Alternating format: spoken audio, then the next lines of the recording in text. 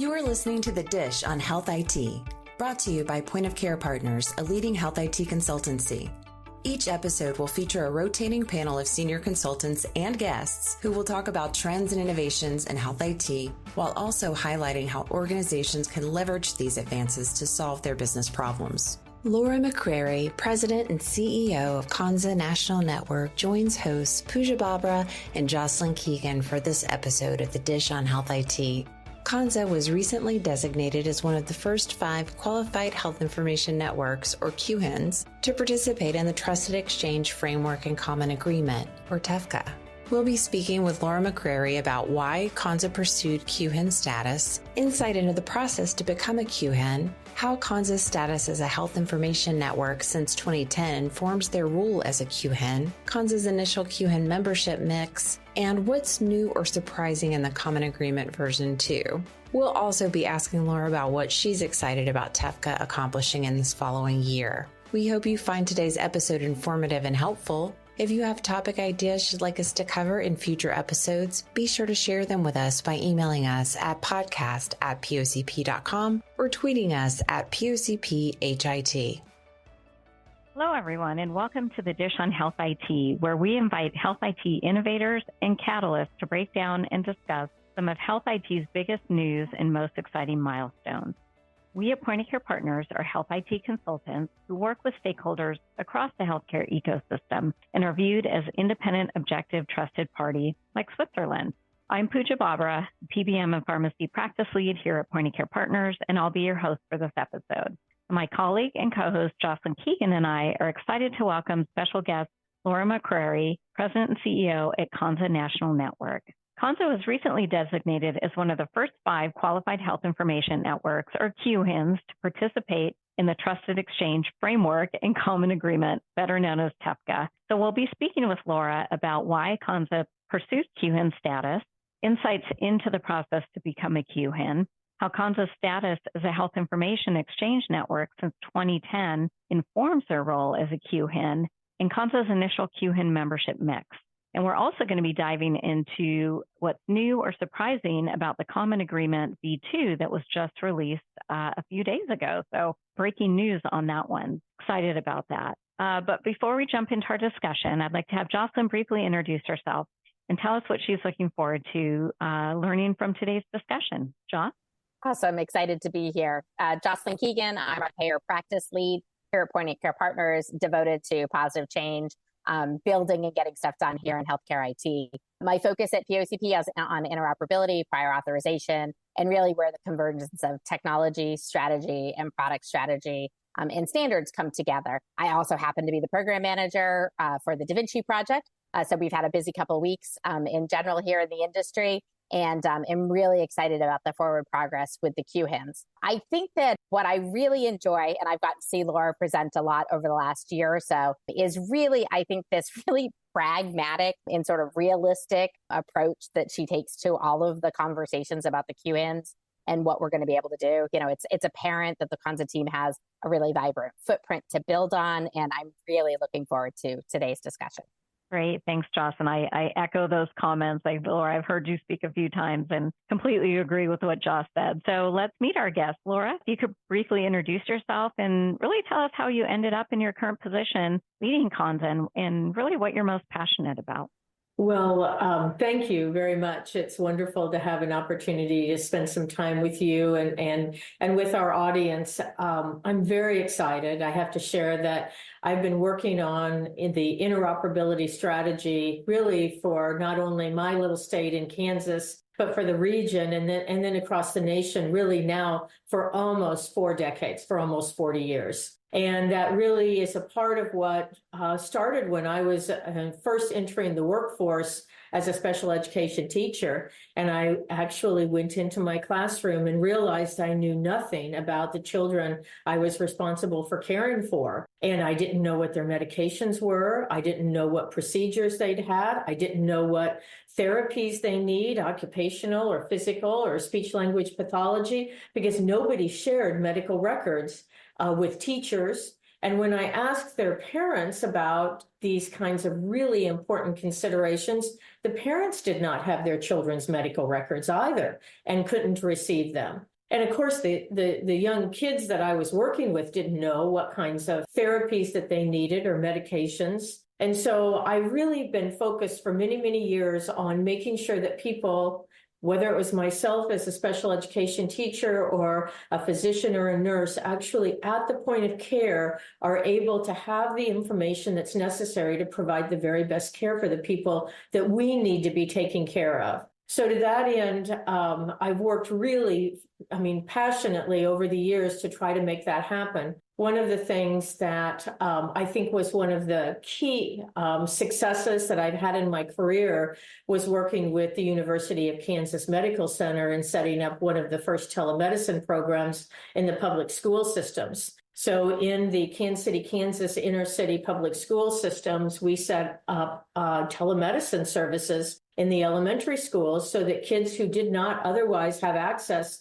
to basic health services could really use telemedicine clear back like in the early 2000s. And I just have to commend everybody still to this day who is involved in that project. It's still actually in place. And kids can get both telemedicine, physical health care services, and mental health care services. And I think that was the time that I realized in my life that technology really could bridge this gap, that if we could really focus on the different aspects that we could employ with the technology infrastructure that we could build, that something really special could happen here in terms of people having access to care, but also for the care providers to be able to have all the information they needed to provide the very safest care to those kids and adults that we're responsible for. So I've been committed to this endeavor really since my very first job when I walked into a school in Frankfort, Kansas. And a lot of people always ask me, why is your company named KONZA? But one of the things that many of you who might have driven across Kansas might find is that the KONZA Prairie there, which many of us have spent a lot of time driving across in Kansas, is one of the most beautiful prairies in the nation. And so if you get a chance, stop by and see why we actually named the company after such a beautiful prairie. Oh, I love it. What a great story. And, HHS just released their strategic plan that talks about whole person care. So I didn't realize you had started in the education side. That's fantastic.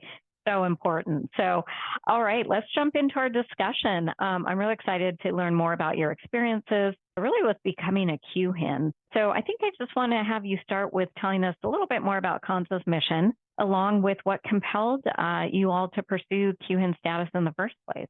Well, it's interesting. So KONZA is a little bit different than other health information exchanges in the nation. And that's because of the way KONZA originated in Kansas in, about 2010. So most states at that time received federal funding through the American Recovery and Reinvestment Act to establish a health information exchange. And the states actually stood up a health information exchange. Kansas was different in that instead of standing up a state-sponsored exchange, they actually encouraged a private-public partnership and basically said anybody who wants to do business as a health information exchange in Kansas can do so as long as they meet a set of very rigorous accreditation requirements. And those accreditation requirements laid out some what I would consider to be pretty innovative ideas for that time. So, for example, one of the things that was required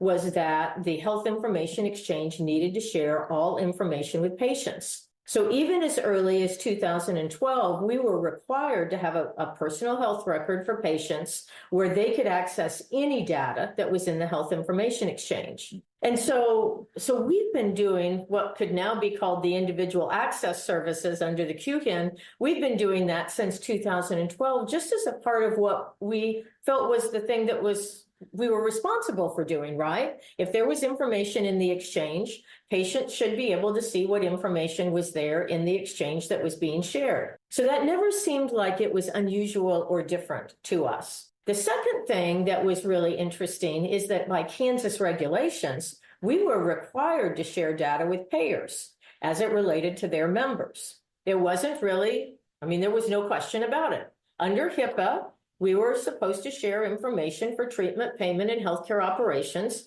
And so we needed to share that information with our payers. And we never questioned whether that was the right thing to do or not. All of our participation agreements with all of our members, they all stipulated that data would be shared for all HIPAA approved purposes. And so those were two things that I think were really important. Now, today, there are 4 exchanges that do business in Kansas. And I think that's also something that is interesting. All of us work together. One of the Kansas requirements is that if you're going to do business in Kansas, you are required to connect to each other.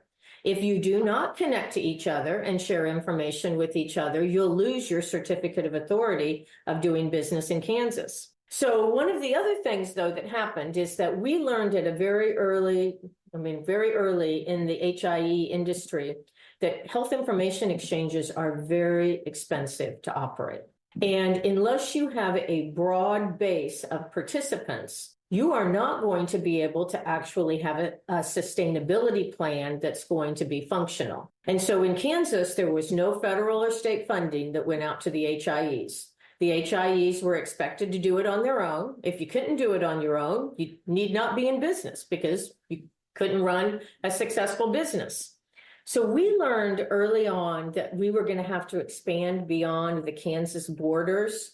And that just made logical sense to us anyway. Patients don't just stay in Kansas to get care, or even, most people this time of the year in Kansas would do anything to get out of Kansas, with a foot of snow on the ground and ice and temperatures plummeting into the negative, 0 and below. Most people are trying to get out of Kansas, and they're going to get care somewhere else. And so the idea that health information exchanges should be geographically bound by some sort of specific geographic borders, that patients would only get care in Kansas. I don't know if any of you have ever been here, but the line between Kansas and Missouri is a road that's really, until just recently, it was really 2 lanes, a 2-lane road. And people went across it every single day of their lives.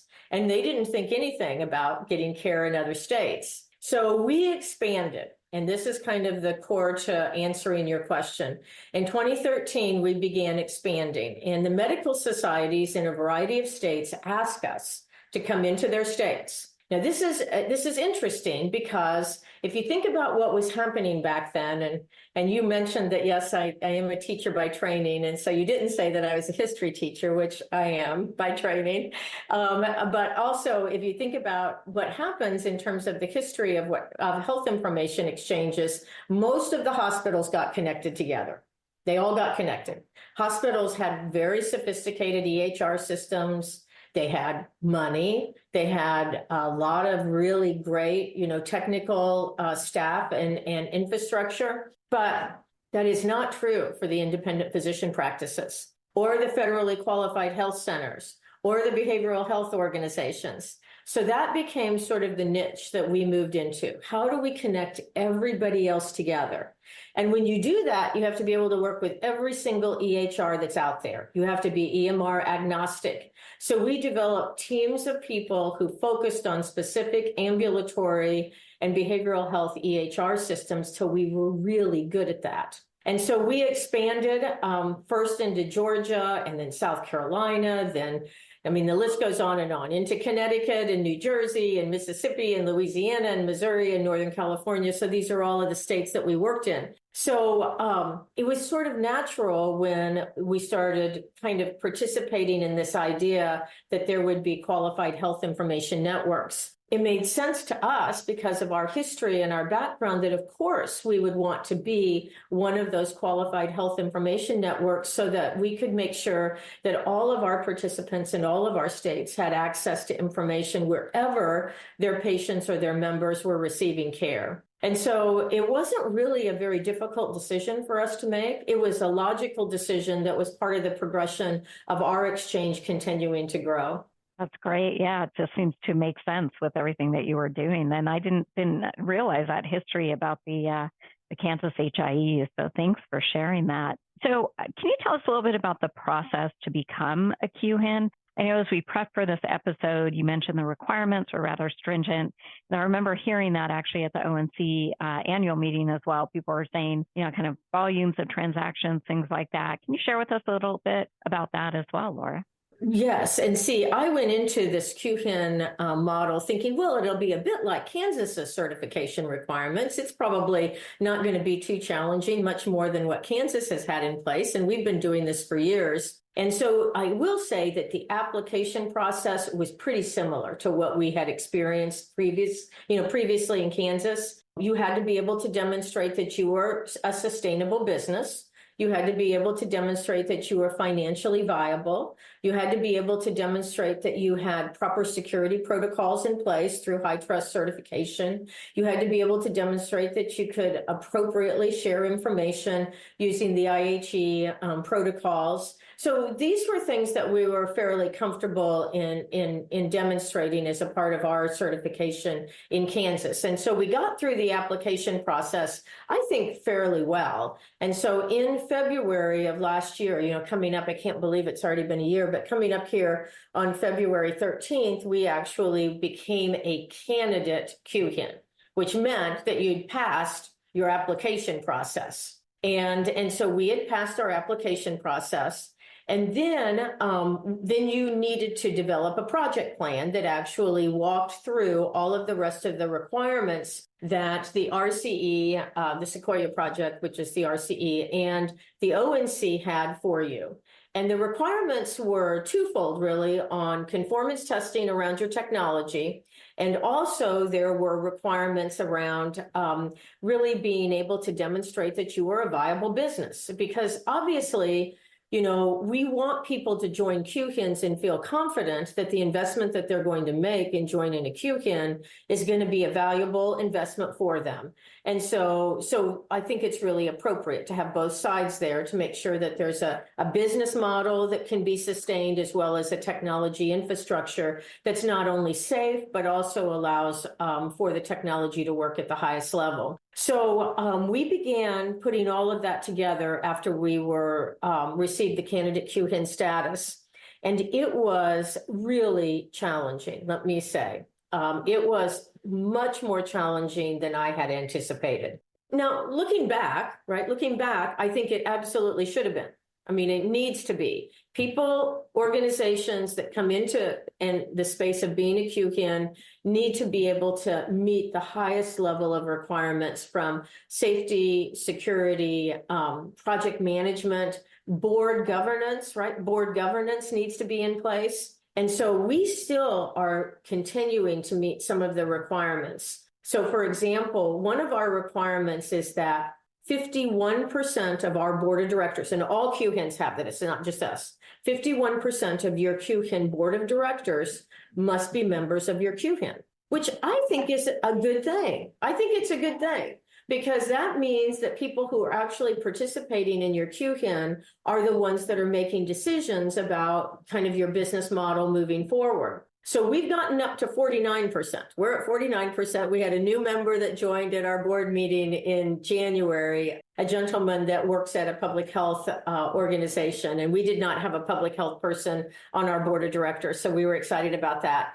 But we'll be adding at least 2 more board members that are also our QHIN members. And I think that holds the QHINs accountable for actually meeting the needs of their members. And I really applaud those kinds of thoughtful decisions that the ONC and the RCE have made around governance. So it was a lot of work. Let me just say that. It was a lot of work to get here. And so, but we made it, and we're very, very thrilled to have done so. I will also say, though, that I understand that this is always going to be a work in progress. And so it's not just that you cross the finish line, which we did cross the finish line, and we are in production sharing data, but there will always be changes that need to be made to continue to advance interoperability and the sharing of data. And the thing is that I think it's great to have not only QHINs that are going to work together as colleagues, but also leadership at the federal level to be able to say, this is really what we expect to be able to see for our nation as our network that's going to be sharing data. So I have to say that after really 4 decades of working on this project, that I could not be more pleased at where we've arrived at. That's fantastic. Very great to hear. And I didn't realize that about, all this. I know there were a lot of requirements talked about, but not the board one. So, here at Point of Care Partners, we were obviously intrigued, right, by the diversity of the first group of QHIN designees and, what the functional areas of the designees may do to impact how they operate as a QHIN. Laura, you already shared, kind of your background, or KONZA's background, right, as a health information exchange and how that would impact your role as a QHIN. Any comments on any of the other kind of designees? And then I'm going to have Joss, you comment on that as well. It was an interesting mix, I think, when we looked at it. You know what? I mean, that's the thing that's really positive. It is an interesting mix. And I think that when you think about the commitment that the organizations made to come into being a QHIN, and you think about kind of the way we did it last time, right, where we had health information exchanges that received, quite a bit of money and to be able to do this work, and you realize that the QHINs that came to the table, there was no money. Nobody gave anybody any money. That you did not get any money for coming to the table to become a QHIN. And you had to make a commitment of your own resources, whether it was your own money or your time or your staff. That was a real commitment that we all made. We said, this is so important to us personally and to our nation that we'll make the commitment of time and energy and money. I think that is really important.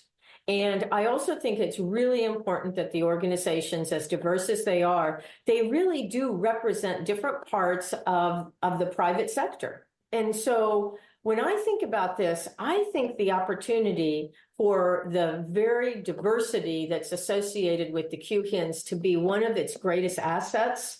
I truly think that we're going to see a lot of really interesting and exciting and innovative solutions come out of this, that not one QHIN that was in some sort of cookie cutter mode, right? So one QHIN who's an EHR vendor, or one QHIN that is came from an HIE like we did, or one QHIN that really came up from the long-term care business, and one QHIN that had really been in the direct messaging business. I think that's exciting.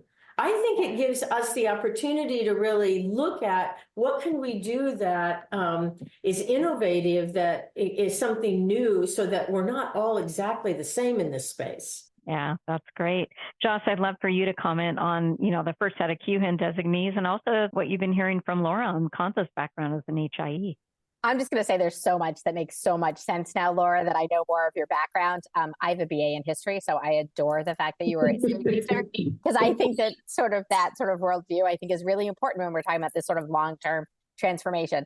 The one key takeaway I would take away from sort of what the journey that Laura's talked about is, she's described, I think, what we advocate a lot for in the industry is how do you make sort of permanent change happen and make incremental progress. And sort of the way that you're talking about sort of the convening that you were able to do in Kansas, and the way that you brought all these different stakeholders together, and that you had to feed yourself, right? You weren't reliant on sort of experimenting. You literally needed to do use cases and find a market space that was underserved. I think totally explains the sort of way that you talk about this work in such like a feet on the ground sort of way. And the fact that you came out of the public schools, I think is really, you're seeing what that person on the periphery of health data exchange was living in reality, right? Versus sort of somebody seated very clearly in a payer or a provider or sort of a government seat. And I think all that pragmatism sort of comes across in the journey that you've been in. It really does. And I think that it shows sort of that incremental approach. I totally agree with your point about, the mix of QHINs is fascinating, sort of how it's all played out. And I think this idea of meeting people where they are in reality, right? And giving people an on-ramp to figure out how they're going to connect is really smart. So I think it's interesting. The only thing I would say is I think you've hit a finish line, but it's a little bit more like a relay race, because to me, what December really symbolizes is really the start of a new journey and really figuring out how to open up sort of the clinical data exchange that is happening at scale today and make sort of the rules of the road more consistent and accessible. And so I do think it will be it will be very interesting to see sort of the who can be innovative and drive those compelling business cases to their initial set of users, right? Where is sort of the, what am I going to be able to do today that I can't already do on my HIE?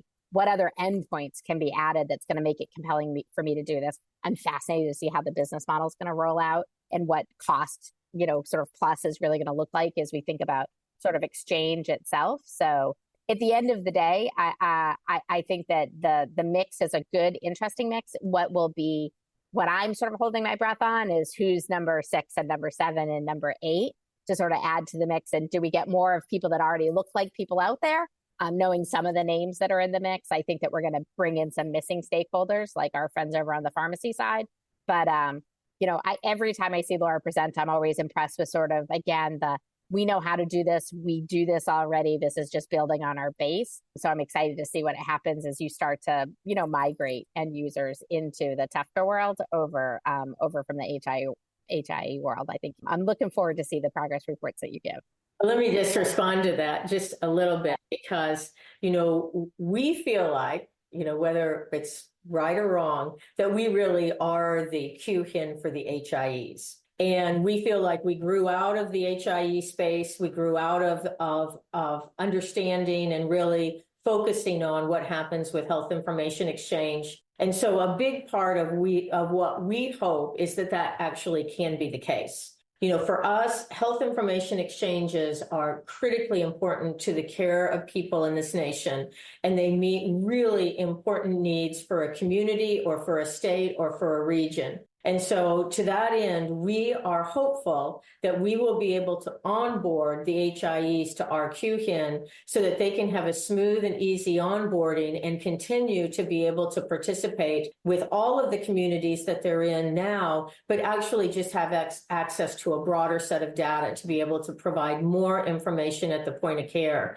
So we are reaching out to the HIEs. And as a matter of fact, I'll just share that I've talked to every single HIE personally on the phone in the last 6 months. And we are starting HIE office hours that are starting actually next week to talk, maybe at the end of this week, to really talk with the HIEs about what does that mean to onboard to a QHIN. Because I will be honest, if we don't onboard the HIEs to the QHINs, I personally will feel like we failed, because those HIEs have given so much value over the years, and they have had such commitment to their communities and their regions and their states, and they have such already established connections that if we don't build upon the capabilities there, that will be really unfortunate. I wholeheartedly, completely agree. I do love that Laura is so good because she leads into all of the opportunities to be able to expand sort of the progress that the team is making. But I think that, Pooja, if you don't mind, I'd love to pivot us a little bit to talk a little bit about sort of as we look at this expansion, how is it that we're going to get to the point of adding these other endpoints? Because, Laura, I didn't realize that base requirement in Kansas around having to have the payers at the table. That makes so much sense and fills in so many holes in my head about why we haven't really had active participation in some of the national programs from a payer perspective, because you've already connected them, right, within your region. I think it's really interesting. And so when we start thinking about the TEFCA requirements for payers to be involved in the network, and we look at the rules that dropped last week with payers now being on the hook to get data to providers, I'm really interested to hear your thoughts about what happens in a world where we've now got active payer participation and the ground rules in place for them to be able to participate on networks. It sounds like outside of KONZA that they've largely been excluded from to date. Well, let me say most of the HIEs have included payers in their networks. It's very, very, very common for the HIEs to have payers in their networks. The national HINs, the National Health Information Networks, not so much. But the QHIN infrastructure that has been outlined in the common agreement as well as in the SOPs that all dropped on Friday last week, and keep in mind the prior authorization rules that dropped a little bit earlier in the week, all of those point squarely at the payers participating in the QHIN model and in TEFCA. Now, I will be the first to say that all of the information that came out last week, and let me just say, the ONC has done an amazing job, and Mickey Tripathi and his leadership there is just an amazing leader. But with all the information that came out, I will say that I have read a lot of it. I haven't read every single bit of it. And for those of you out there who have read every bit of it, God bless you. But what I can tell you is that sort of what we saw last spring as starting to be the framework for how payers will participate continues to have carried through to the SOPs that dropped on Friday. And so for those of you who haven't looked at it, it's very important to look at two things, in my opinion, two things to look at. So one of the SOPs that dropped on Friday is the delegation of authority. And so look at that one. And then the second SOP that dropped on Friday is around healthcare operations, and it's been called Healthcare Operations Limited because it's really associated with just the first paragraph of healthcare operations, which is really around quality assessment and really being able to evaluate care coordination. And so those are the beginnings of what I think are going to be critically important as we start to bring together the provider and the payer community. And so for many of you who are listening here, this has been a journey where we really began with providers and payers very far apart, clear back in 2010. And as we slowly moved forward and we began to see value-based payment models, and we began to recognize that clinical data is really important and claims data is really important. The payers have had the claims data, the providers have had the clinical data. And the problem is, of course, is that data is in different standardized formats. And so there were organizations that became very proficient in managing claims data and being able to do all kinds of really cool analytic reporting. And then there were organizations that became very good at managing the clinical data, but the two never met. And when those two sets of data don't meet, you don't have a complete picture of what's happened with the patient, and you don't have a complete picture of what the cost is associated with it. So, what the Holy Grail has always been is to bring the clinical and the claims data together. And that's what I think is so magic about what ONC and the RCE are doing, is they are creating an infrastructure to slowly bring us along to bring the clinical data and the claims data together so that clinicians have what they need in order to know what the cost of care is for their patients, particularly in a value-based payment model. And payers have what they need to know what clinical care the patient has received. Because if you think about what payers get, the payer gets what's necessary to pay the provider. Like, there was a lab test, but they never know what the result of the lab test is. So how helpful is that to the payer? They know there was a lab test, but they don't know what the result was. How can they actually intervene with a patient or with their member to help provide good care, either through a provider or someone else? So this is the opportunity, right? This is the opportunity, and we have to take advantage of it. So if you look, and I'm not going to say this is easy to understand, because even for me, having looked at it for almost a year, I still have a lot of questions about it. But this is your opportunity. You have 2 weeks between the time it dropped on Friday and to the time when the ONC and the RCE are closing down questions that are going to be posed. I think you have to submit your comments by February 5th.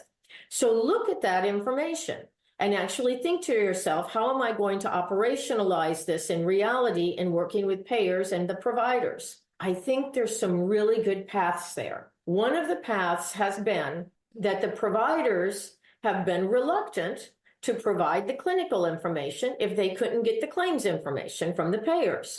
Well, you know what? I think that's fair. I mean, if the providers are going to provide the clinical information, then the payers need to provide the claims information. And so in the model, in the SOP for healthcare operations, you'll see that one of the requirements is that the payers who participate in the QHIN model will need to provide adjudicated claims. And they do reference the Da Vinci Project, and they reference the Karen Project about how those claims actually should be shared. Now, I will tell you, I think this is going to take a little time. I don't think this is going to happen overnight, but I've already had conversations with payers. And one of the things that payers are pretty open to doing is to say, look, we know we have information that the QHINs don't have and might not have, because we do still have doctors out there that are not on electronic medical record systems or not participating in a QHIN or an HIE. So that data is lost, but the payers have it because the claim was submitted. So if we could get the information, and I think we will be able to, I think the payers are open to saying, this is important for care to know that the patient actually did receive these lab tests at a practice that isn't participating currently in data sharing. I think that's a place to start. And so I think that what I see in the new SOPs is the groundwork for what I think is going to be an amazing transformation of healthcare. And I'll just mention one other thing for the innovative companies that are out there that are thinking about what they might do in the next 24 months. Go look at that delegation of authority, because it is going to be profound in terms of what it will do.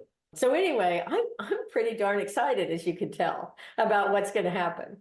Yeah, that's great. And, we often talk on this podcast about how really CMS and ONC are now really working hand in hand. And you can see that in these latest rule drops. I know the other thing that was in there was a mention of FHIR. So Joss, real quick before we pivot, any comments on that, what we saw in this next version? Yeah, no, I think that across the now QHINs and in the candidate QHINs, I think you have different levels of maturity with where folks are with their FHIR programs. I think that, to your point, sort of it is very apparent if you look at a timeline of regs over the last 7 or 8 years. There's a march to APIs. There is a march to using codified data versus documents. I think that's really important.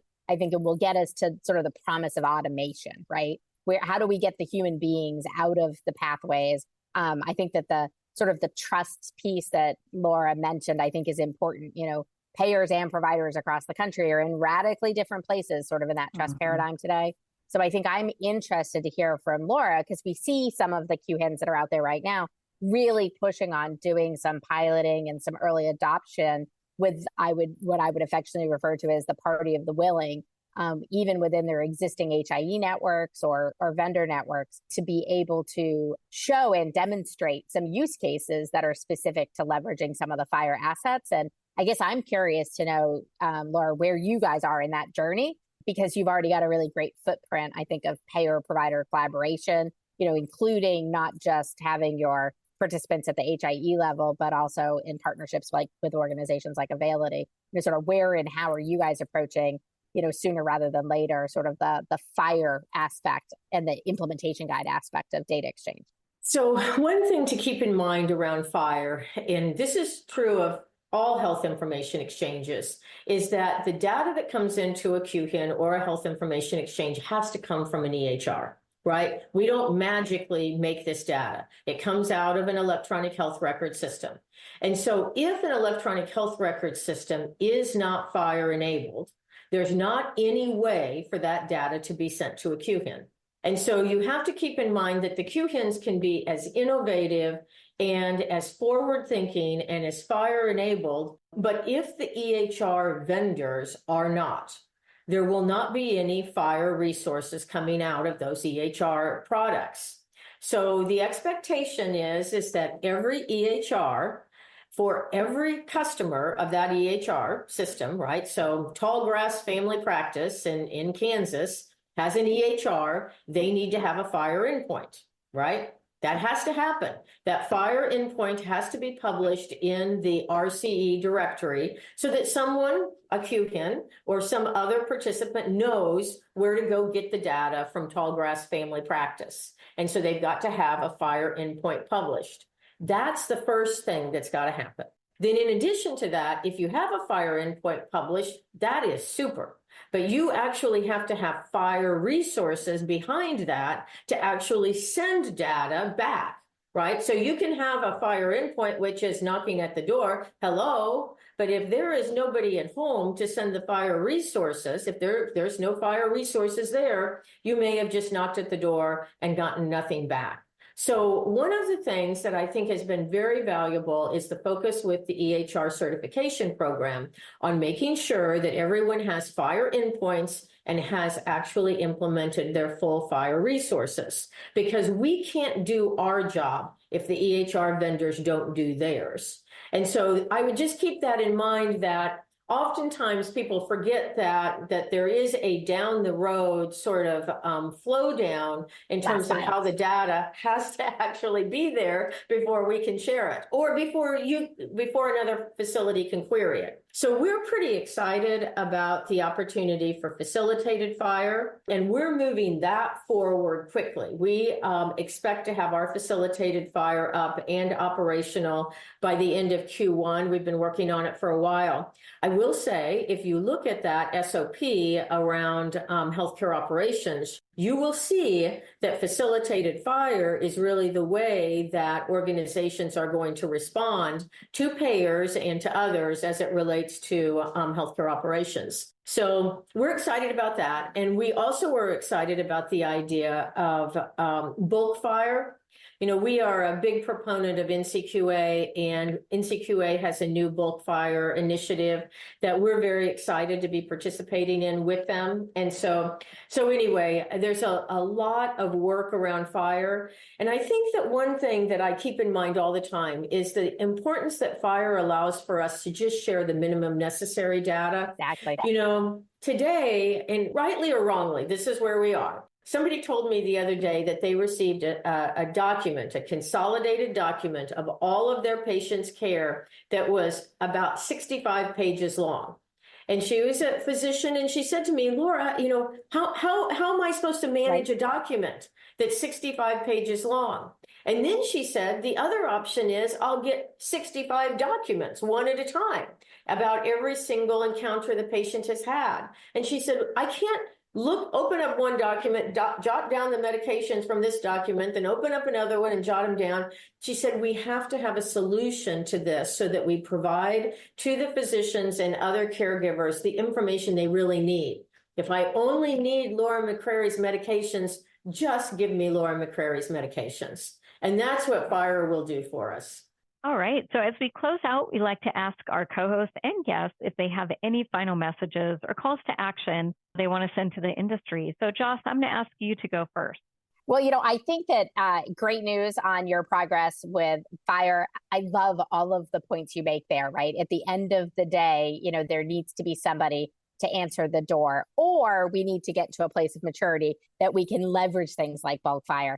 I'll do a shout out to you from a Da Vinci perspective. We're actually going to have the Providence team, and they're going to talk about how they got NCQA auditors to sign off on using the Clinical Data Exchange FHIR guide. So getting to that just the data that you need sort of approach that you're talking about on the Da Vinci Community Roundtable at the end of January, and the recording will be available when this goes out afterwards, because I think that we're getting to that place. It's so exciting.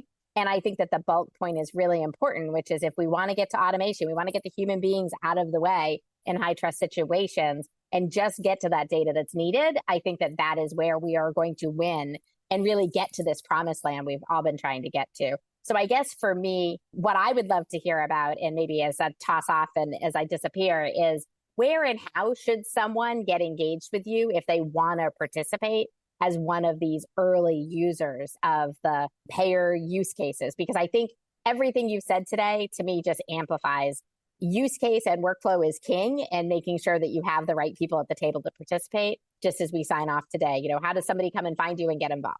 Well, most everyone knows how to find me. This is not a secret. Anybody can find me. You know, you can call my cell phone anytime. It's on my email address. You guys can find me. I'm out on LinkedIn. You can just send me a note on LinkedIn and say, "Hey, Laura, give me a call back. I want to talk to you about this stuff." And I do get found a lot. I mean, I get a lot of people who call me. There's EMR vendors who are looking for an onboard for all of their practices. There's all kinds of innovative companies companies that are calling me and talking about, hey, we're really interested in working on clinical trials. What do you think this might look like on the clinical trial part? And so, I think that if you're interested in just having a conversation about what does the future hold and what can we imagine in this new world where data isn't siloed, and we can actually think about transforming the care for patients so that doctors have everything that they need and nurses have everything they need. Just give me a holler. I'm easy to find, and I would love to talk to you. I do think that as we move forward, the QHIN opportunity is so profound in so many ways. We didn't talk much about public health, but we think that is a huge opportunity to really think about how would we have responded better with our COVID pandemic. And so I think that as we look at what are the use cases out there, every single one of them is going to really help us be a better nation in terms of our healthcare, reduce our healthcare costs, and improve the overall care to our patients. So I'm terribly excited about that. And if you've got ideas or you want to talk about something, I'm a teacher at heart. And so I'm always trying to learn from everybody who ever reaches out to me. So just give me a call. Great. Thank you so much, Laura. And, as we close out, we just want to thank you so much for joining us today. Really appreciate the insights and that call to action, right, for people to reach out. So in closing, I'd just like to thank my POCP co-host and interop expert, Jocelyn Keegan, and a special thank you to our special guest, Laura McCrary from KONZA. Really appreciated your time today. A friendly reminder to new listeners, you can find us on Apple Podcasts, Spotify, or really whatever platform you use to pick up your podcast, including the Healthcare Now radio. We also post our videos of our podcast episodes, sometimes longer versions, on the POCP YouTube channel. And don't forget, Health IT is a dish best served hot. Is it a challenge to stay on top of interoperability regulations and the flurry of activity with FHIR accelerators? Email us at interopoutlook@pocp.com to learn more about our new Interoperability Outlook subscription monitoring service.